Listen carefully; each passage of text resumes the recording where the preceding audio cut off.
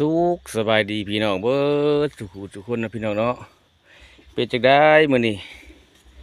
มื้อเลขออกเลยพี่น้องมื้อนี้วันที่16เลยมื้อนี้ได้พี่น้องซื้อเลขหยังแหน่มื้อนี้เลขหยังเด้ผู้ใดมักเนาะวันที่16พี่น้องถือวันพุธเนาะมื้อนี้เนาะอยู่หัวอยู่สวนคือเก่ามื้อนี้พักปีใหม่ในน้อยหนึงก็ว่าพักคือบ่พักแล้วเฮาก็ได้เฮ็ดเวียกก็เปลี่ยนกันจุประจำการมื้อใดไผเขาเวียกเขาเว้นกะผู้นั้นต่อ วันที่เขาออกตระเวนแล้วเขาก็ออกมาอยู่หัวอยู่สวนพี่น้องเลยมาให้เบิ่งมาชมบรรยากาศบักบวบพี่น้องบักวันนี้พี่น้องบุรีบักมันได้นี่ได้บักมันขอแนวมันเพิ่นนัวนิดหน่อยนัวเพิ่นจะบ่ใหญ่จะซ้ำนี่เด้อพี่น้องแต่ว่าความมันหวานคือหยังนี่ได้แนวมาบรรยากาศพี่น้องอยู่หัวอยู่สวนผู้ใดไปดินไปเที่ยวปีหมอกปีใหม่เป็นจังไดม่วนอยู่บ่พี่น้องเที่ยวเพื่อนี่เด้อเฮาก็คงบ่ไปเที่ยวเท่าไรเฮาก็ได้มือคดทรงเท่าเมเท่าพออยู่บ้านมือเดียวแหละก็เลยบดปลิ่นเชิงไรยันหยดด้านล่างพี่น้องเลยโดดลายคู่มือนี่เจ้าเมาข่อยเมา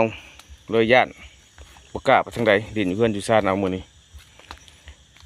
พามาเบิ่งบักทั่วพี่น้องบักทั่วยาวบักทั่วพักยาวพี่น้องอยู่สวนก็พอได้กินอยู่ได้แต่ว่ามาอัปเดตให้มาเบิ่งใหม่เนาะอัปเดตจะโดนแล้วบ่ได้อัปเดตให้เบิ่งเขาก็มาเบิ่งบักทั่วนี่ดิอันนี้ตัวว่าอันนี้เอาแนวมันอันนี้พี่น้องมันหาวเลยเด้เก็บไปเห็นแนวมันนี่ดิหลายเติบอันนี้ก็เป็นบักโม่พี่น้องบักแตงโมแต่ว่าเพิ่นบ่อยากงามเครือตายแล้วเครือเป็นตายแล้ว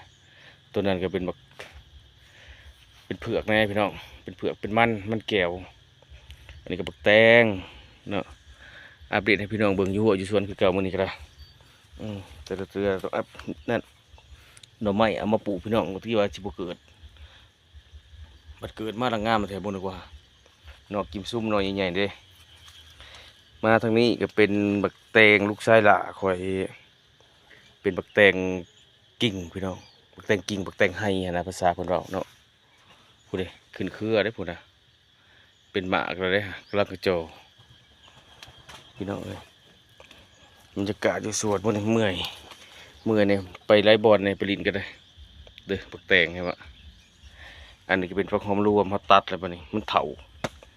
มือก่อนก็ลงโฆษณาอยู่พะยาเขาไม่ไปเอาแล้วก็เขาตัดออกนะมันเพราะว่าครับจงมันยาวอะไรมันสิตายเด้พักเนี่ยกินยอดต้องเด็ดกินใบต้องเด็ดยอดพี่น้องเพราะว่าข้างบนเด็ดมันสิตายมันเถามันแก่บรรยากาศวิวอยู่สวนพออยู่ได้พี่น้องเลยเสาร์อาทิตย์มาก็ได้อยู่ในเมืองในหน้าร้ายก็อึดอัดเนาะพี่น้องมาทางนี้ก็มาเบิ่งลูกชายคอยงัวเถิกซอกโตพี่น้องเลี้ยงงัวอยู่สวนโคตรแยงเป็นงัวเถิกขู่งัวหน่อย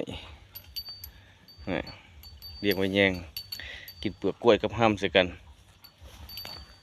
มาวันนี้ก็มาเบิ่งหน่อไม้พี่น้องหน่อไม้เกิดพี่น้องนี่ฝนตกข้างก็ได้ติด2 ทิศเมื่อกี้นี่เพิ่นขึ้นหน่อพี่น้อง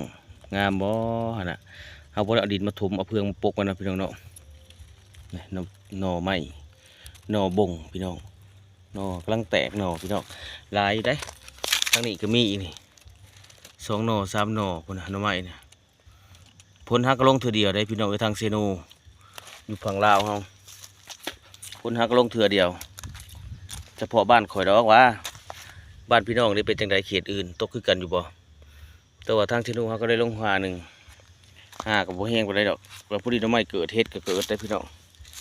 นี่หน่อไม้เป็นลายอยู่ได้จังมือก่อนสิฮุดเอานี่หน่อไม้บ่จักนี่คือดินแต่คือพี่น้องนี่นะพี่น้องนี่เห็นเลยลายเลยนี่ดินแต่คือตัวพี่น้องเขาว่าแม่นแล้วหน่อไม้เด้อจะไม่เกลี่ยเบิ่งสงสัยแล้วนี่หน่อไม้แท้พี่น้องเฮ็ดดินแต่คือเอาแม่นบ่ใช่เลยหน่อไม้แท้นี่นี่พี่น้อง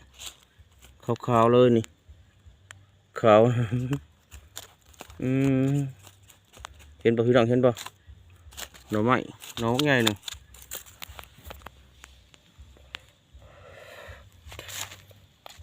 จะหน่อยเดือน6เดือน7เอางัวเข้ามาอีกนี่